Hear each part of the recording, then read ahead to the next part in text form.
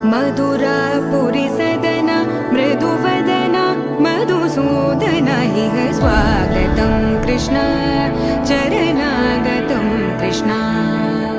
मधुरापुरी सदन मृदुवदना मधुसूदन इह स्वागतं कृष्ण शरणागतं कृष्ण मधुरापुरी सदन मृदुवदना मधुसूदन इह स्वागतं कृष्ण